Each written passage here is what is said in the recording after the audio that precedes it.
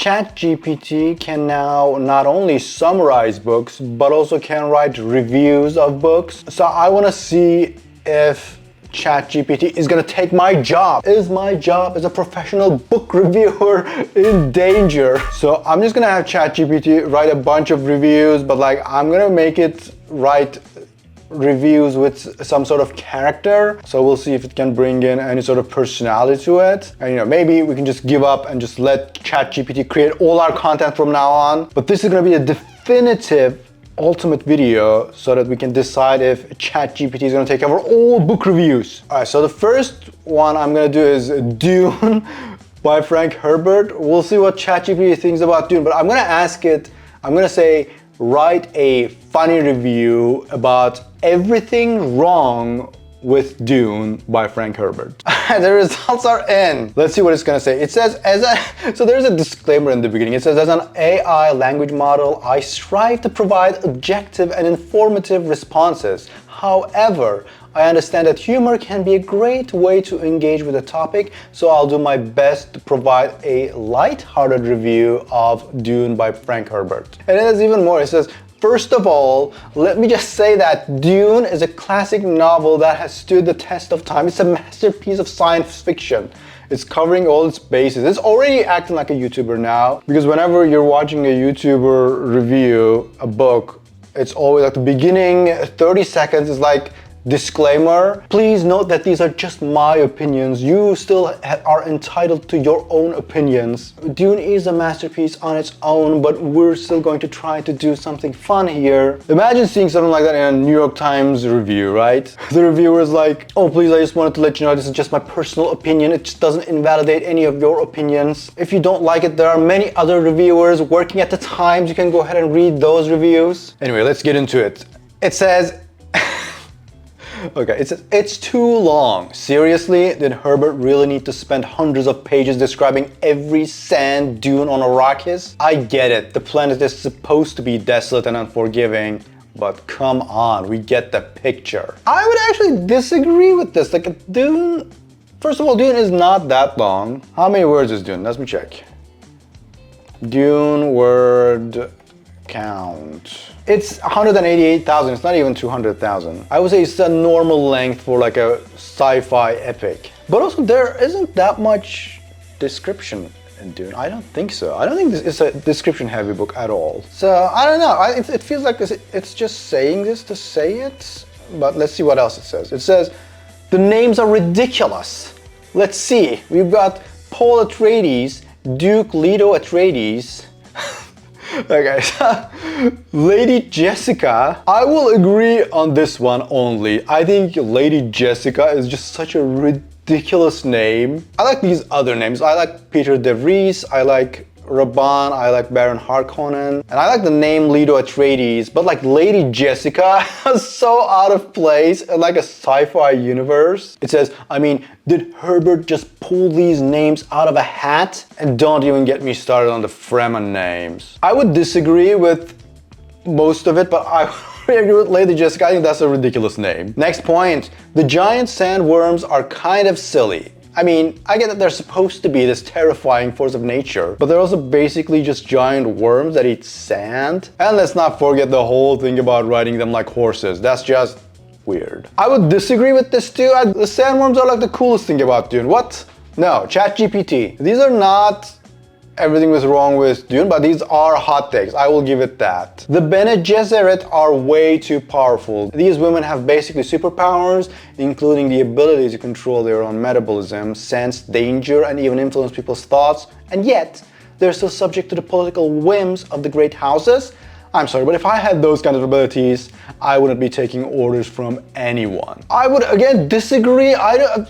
Bene Gesserit are like the deep government. They've been like breeding the perfect leader for generations now. I would say they actually control the government. I don't think they're quite subject to the political whims of the great houses. The last point, the spice is overrated. I mean, sure, it gives you psychic powers and extend your lifespan, but at what cost? It's addictive, it causes hallucinations, and it's the reason everyone is fighting over Arrakis in the first place. Maybe we should all just switch to decaf. I think ChatGPT is forgetting a small point where spice lets you travel through space. Like the entire space travel is possible because of spice. So no, the spice is not overrated. I think it's properly rated. So there you have it, folks. Despite its many strengths, Dune is not without its flaws. But hey, at least it's better than the movie adaptation from the 80s. Shade. All right, I would agree that's not a good movie, except Sting as Fade Rautha. Don't come at me. That's the perfect Fade casting, okay? Who did they cast Fade in the new movie? Fade Rautha Dune. It's Austin Butler. Okay, Austin Butler.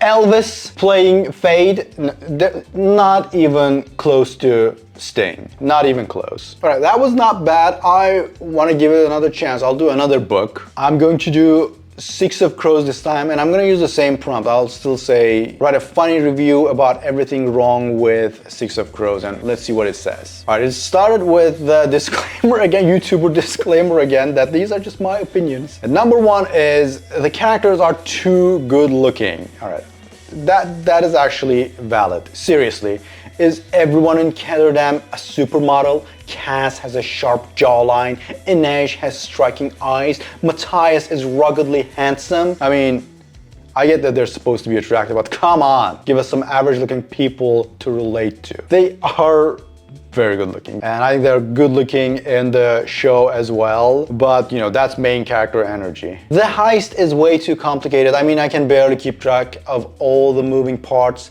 There's the explosive, the disguises, the distractions. It's like Ocean's 11 on steroids. That's the point. That's like the whole selling point of the book. It says Ocean's 11, but like with magic. I think that's the pitch. And don't even get me started on the math involved in pulling off the impossible. Yeah, the plan is a little bit all over the place, but the things do go wrong. A lot of things go wrong.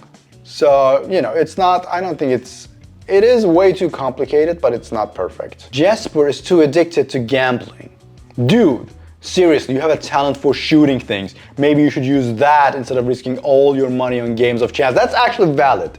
Like, he could just play games related to shooting and just win every time, but I think that's not the thrill of gambling. I think ChatGPT doesn't quite understand gambling addiction. Wylan is too innocent. Look, I know he's supposed to be the baby of the group, but does he have to be so naive? Come on, Wylan, grow a backbone. I think that's harsh. That is harsh. That's just his character. Like, there's one innocent guy in the crew of the Crows. I don't see this as anything wrong. If anything, that's right. It means there's variety in character writing. The love triangle is too predictable, is it? Let me guess. Kaz and Inej will end up together, and Matthias and Nina will reunite after all the drama. Yawn.